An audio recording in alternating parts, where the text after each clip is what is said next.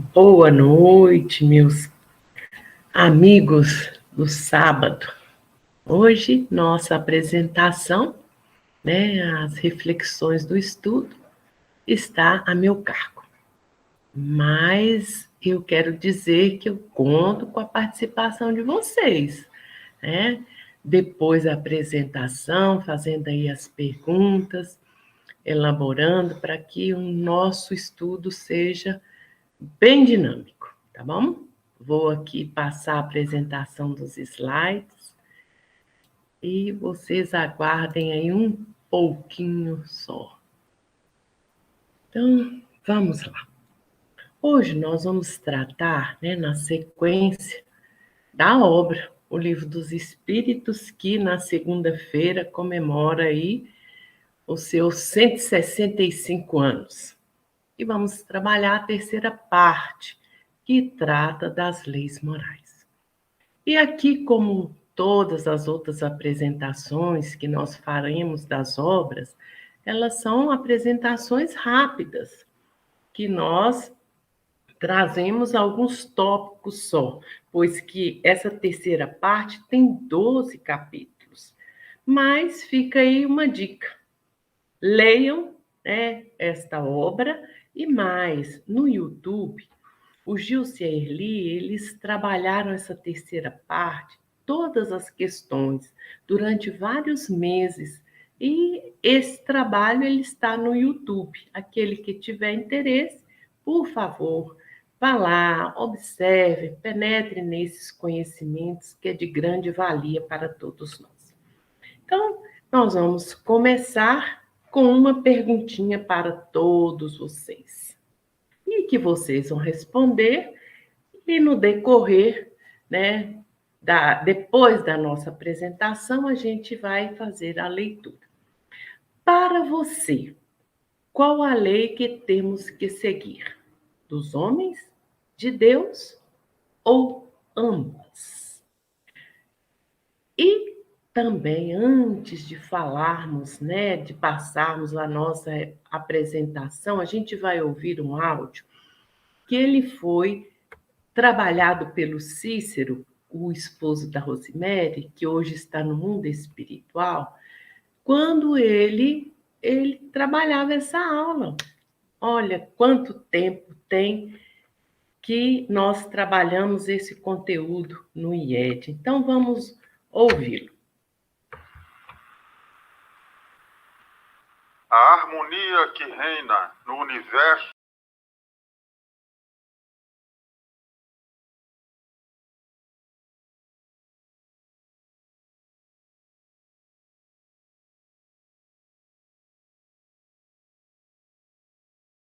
apropriadas à natureza de cada mundo e adequadas ao grau de progresso dos seres que o habitam. Estando escritas no livro da natureza, possível foi ao homem conhecê-las, logo que as quis procurar.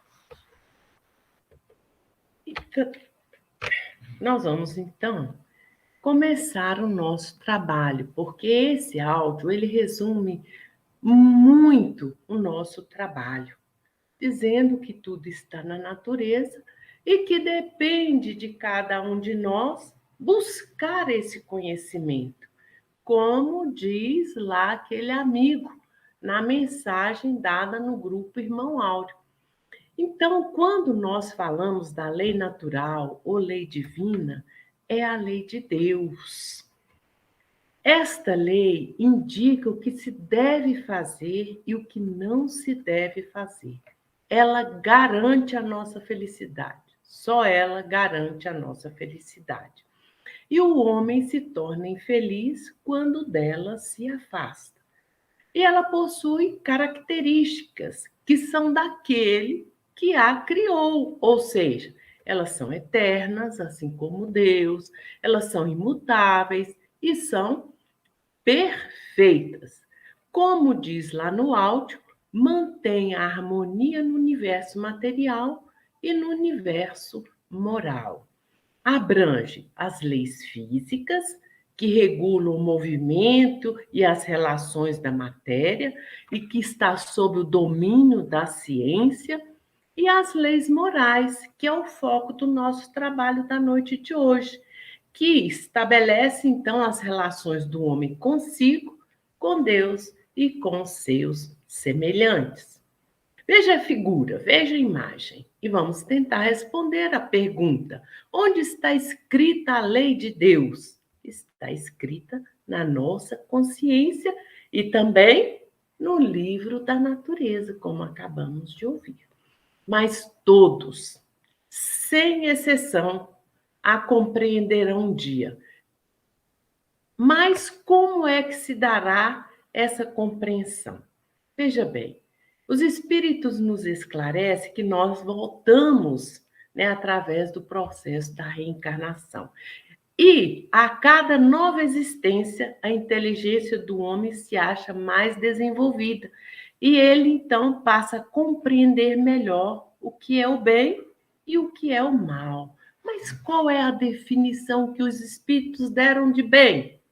Proceder de acordo com a lei de Deus. E de mal é infringir a lei de Deus. Mas Kardec é insistente e pergunta: o homem tem meio de distinguir por si mesmo o que é bem do que é mal? Aí os espíritos respondem: Deus lhe deu a inteligência, essa inteligência que nós temos que desenvolver para distinguir um do outro. Mas não ficamos só aí. Deus, na sua infinita misericórdia, mandou Jesus, né? Permitiu que Jesus e este Espírito magnânimo aceitou. Então, Deus nos oferece como o mais perfeito modelo, e a doutrina que ensinou é a mais pura expressão de sua lei. Então, nós também temos este modelo que nós podemos seguir. Mas Deus, ainda na sua infinita misericórdia, nos prometeu o Consolador prometido, que é a doutrina espírita. Porque muitas vezes a palavra de Jesus ela era alegórica e em forma de parábolas, porque ele falava de acordo com a época e os lugares. Mas agora que nós já conseguimos desenvolver um pouco a nossa inteligência, é preciso que a verdade seja inteligível para todos.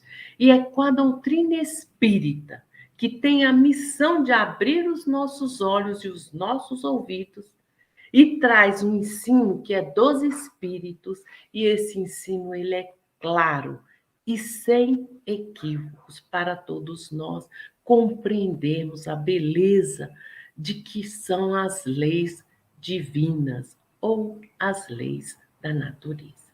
E nos diz mais sobre a prática do mal, que é a coisa que mais impede o nosso crescimento.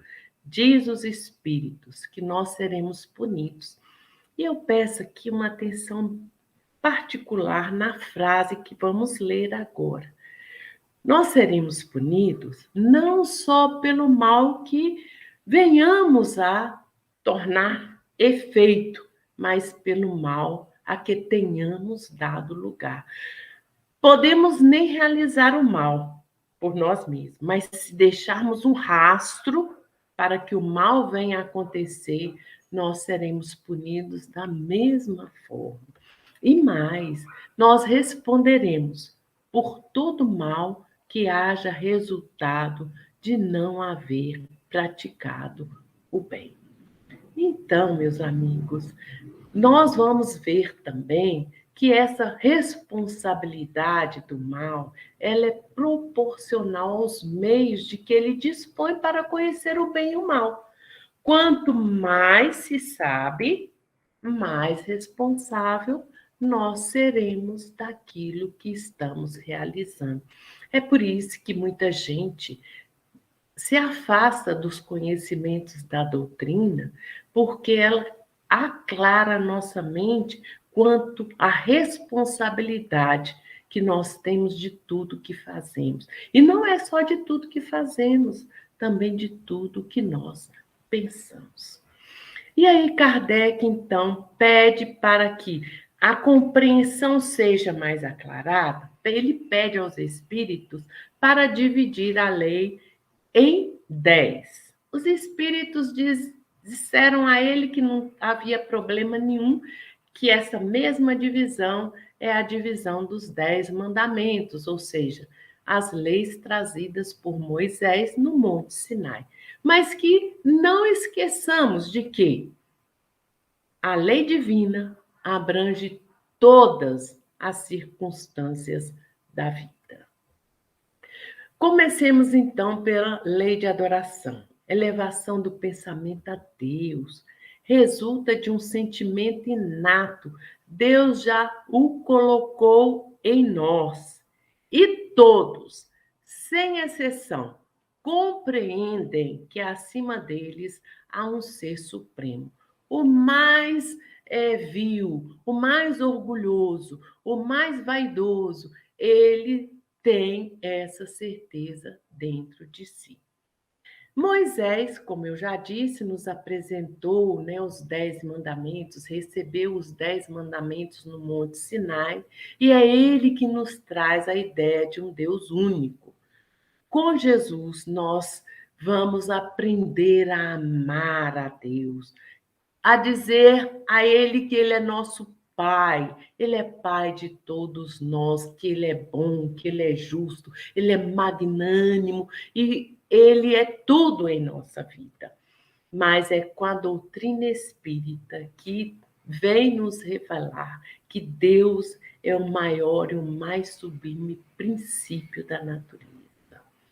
Mas qual é a melhor forma de adorar a Deus? Essa resposta nós trouxemos da primeira epístola de João, que nos diz: se Deus é amor, não há como adorá-lo senão amando-nos uns aos outros. Aí os espíritos completam: ninguém chega a Deus se não for pelo próximo.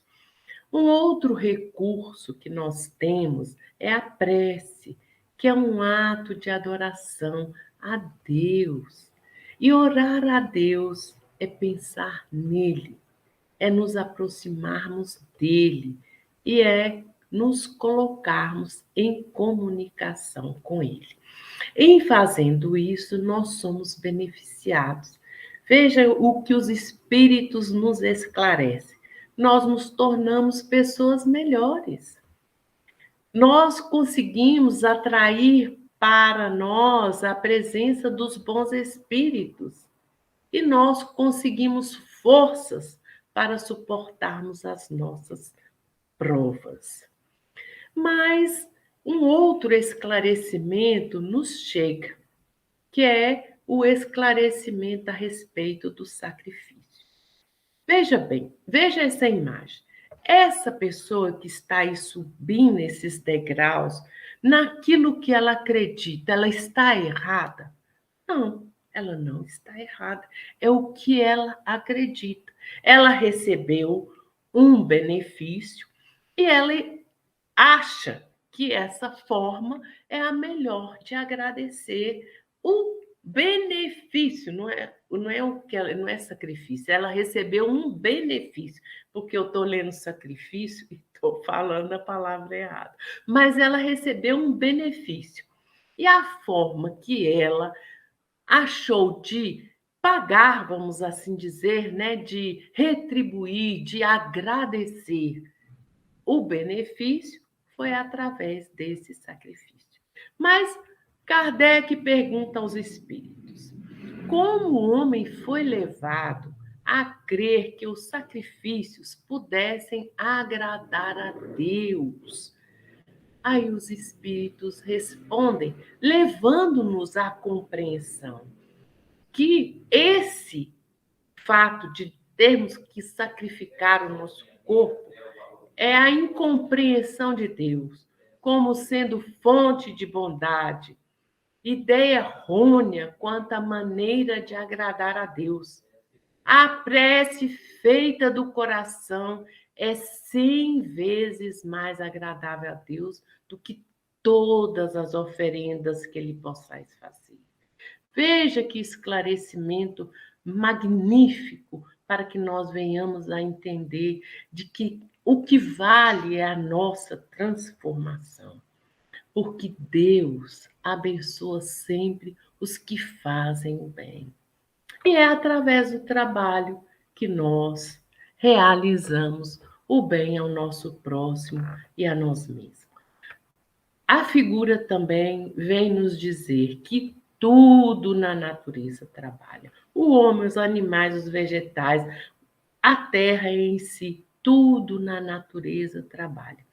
E o que é mais importante a gente reter nesse conhecimento da lei do trabalho é a definição dos espíritos sobre o que é trabalho. Veja a imagem. Quanta gente aí e em situações diversas, mas eles nos respondem o seguinte, que trabalho é toda ocupação útil.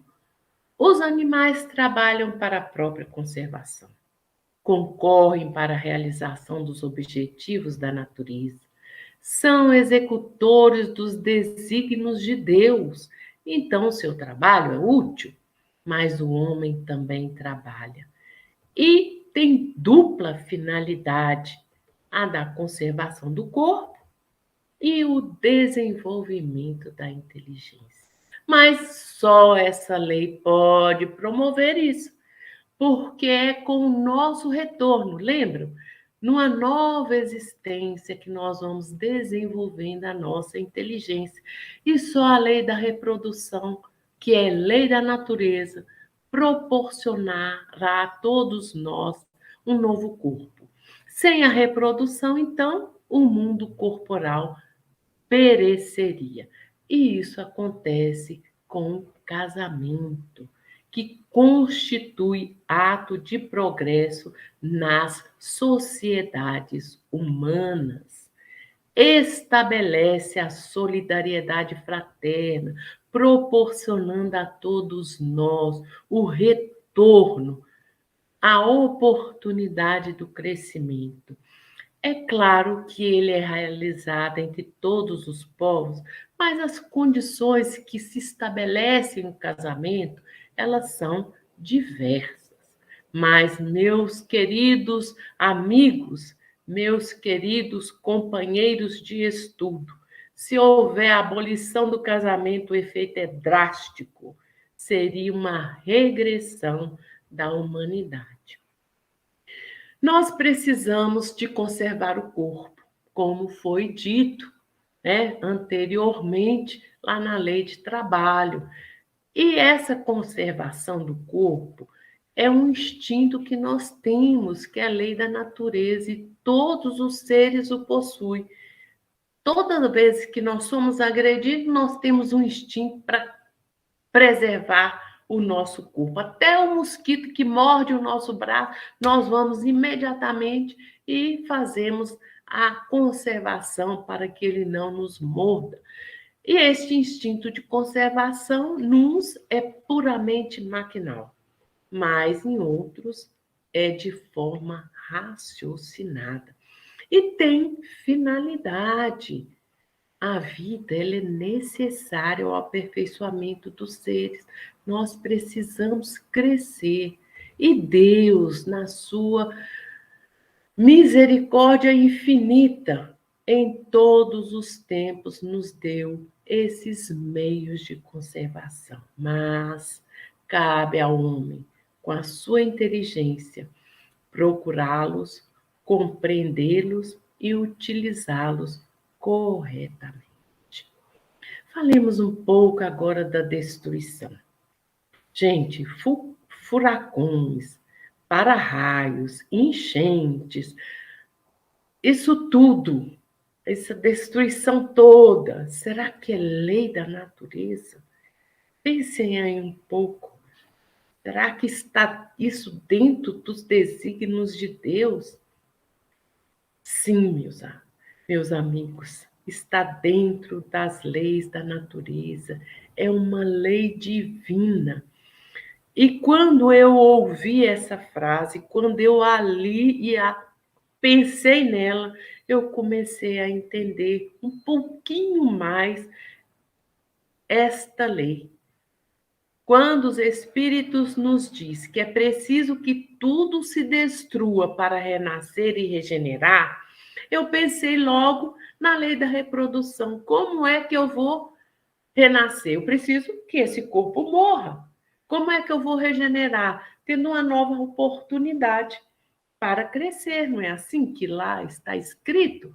Então, não passa de uma transformação que tem por fim a renovação e a melhoria dos seres. É o remédio ao lado do mal. Entendamos um pouquinho mais sobre essa lei. Veja bem, os flagelos destruidores, o tsunami no Japão em 2011 e a Covid-19 lá no Amazonas em 2021.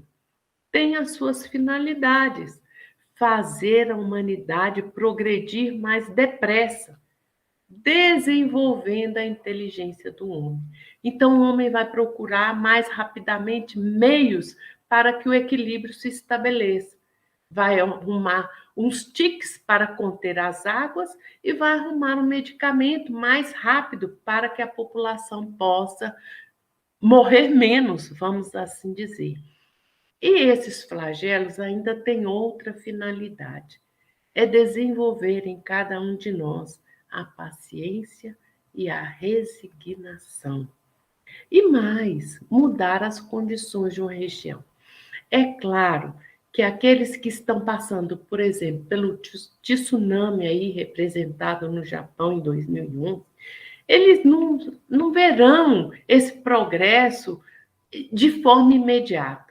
Mas vejam bem, com a lei da reprodução, com o renascer, com o nascer de novo, não seremos nós mesmos a ser beneficiados no futuro desse desenvolvimento intelectual que ocorrerá nesse momento para que algo se realize para conter esses tsunamis, esses flagelos destruidores? O horror à destruição cresce com o desenvolvimento intelectual e moral do homem. E isso se dá também pelo crescimento da lei da sociedade.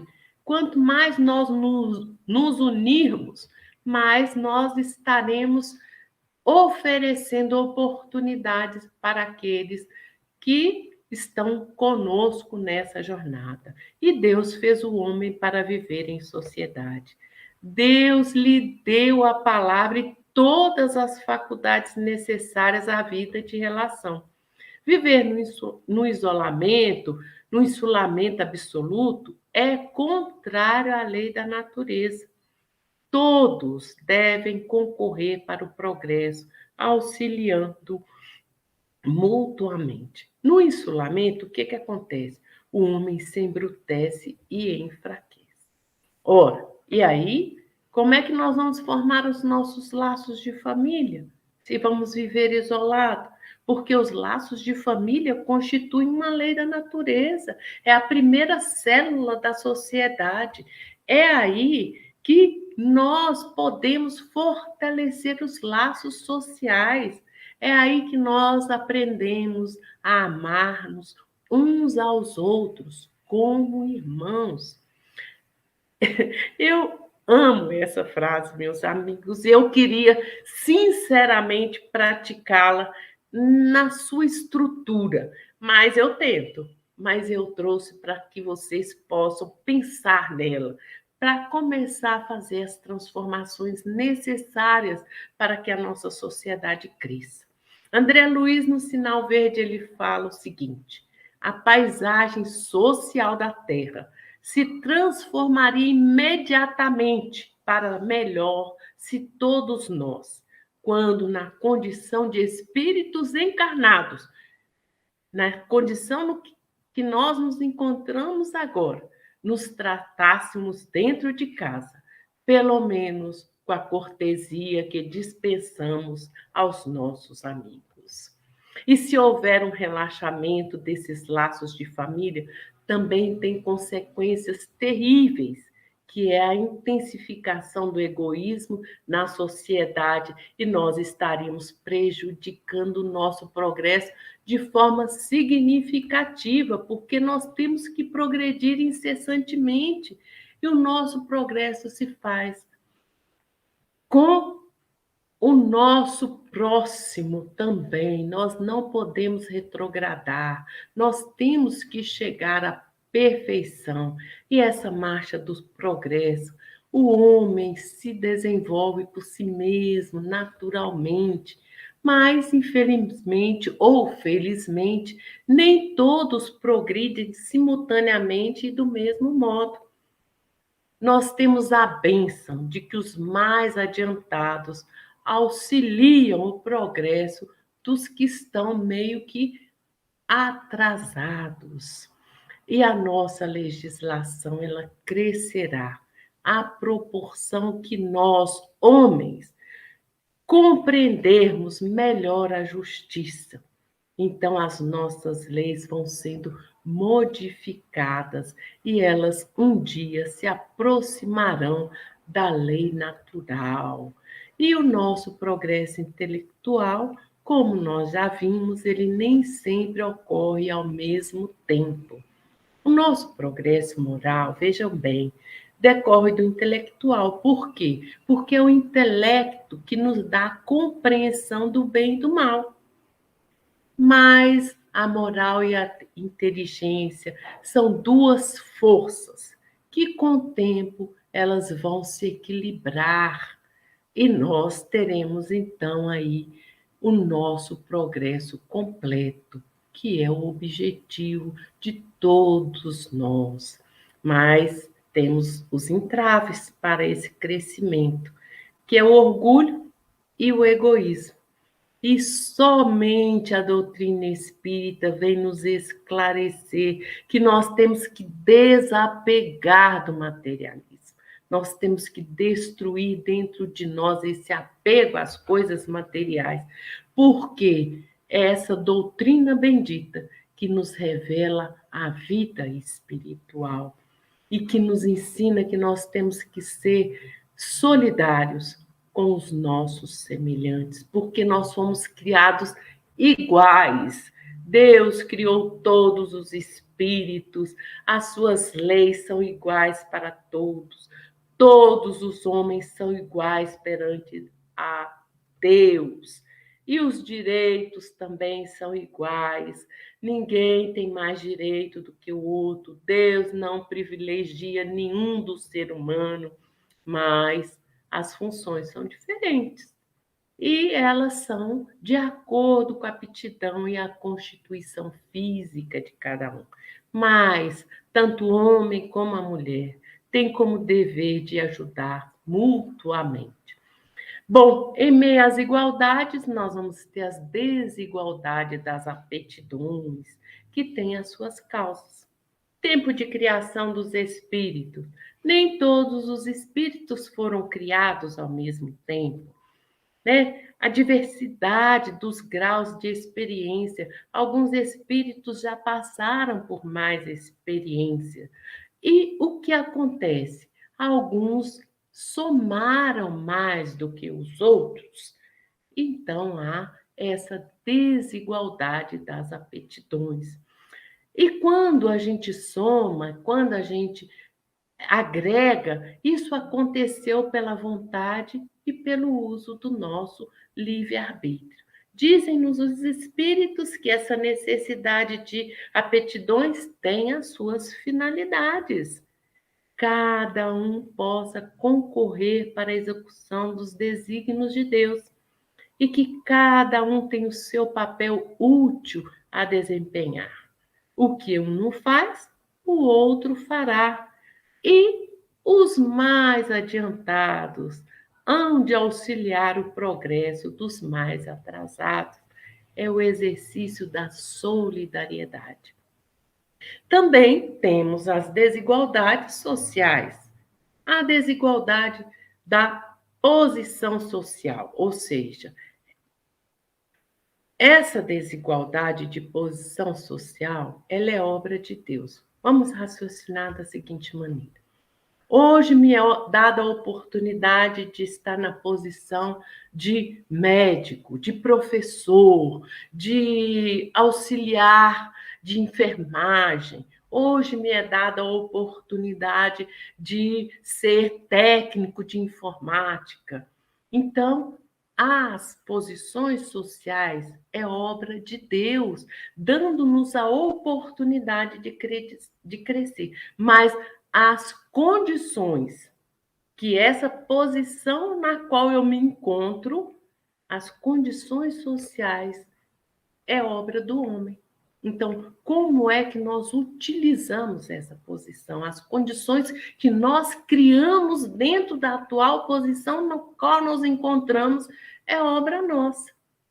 Mas vamos ver, as condições sociais, a questão da pobreza, da miséria, também é criação do homem. E a desigualdade de condições sociais, ela desaparecerá quando o egoísmo e o orgulho deixarem de predominar e permanecerá apenas a desigualdade do merecimento. Entendamos, então, a questão dos pobres e dos ricos. Por que há pobres? Por que há ricos? E é respondido pelos espíritos para experimentá-los de modos diferentes. Deus, então, nos experimenta com a resignação, nos colocando no meio em que nós temos que trabalhar com menos recursos e nos dá mais recursos para que nós possamos realizar benefícios com recursos que nós ganhamos. Mas essas provas, elas podem ser escolhidas por nós mesmos no mundo espiritual. E as obras de André Luiz nos esclarece de forma grandiosa, trazendo exemplos inúmeros de que nós podemos escolher, quando temos condições, as provas para progredirmos mais rápido, através da nossa liberdade.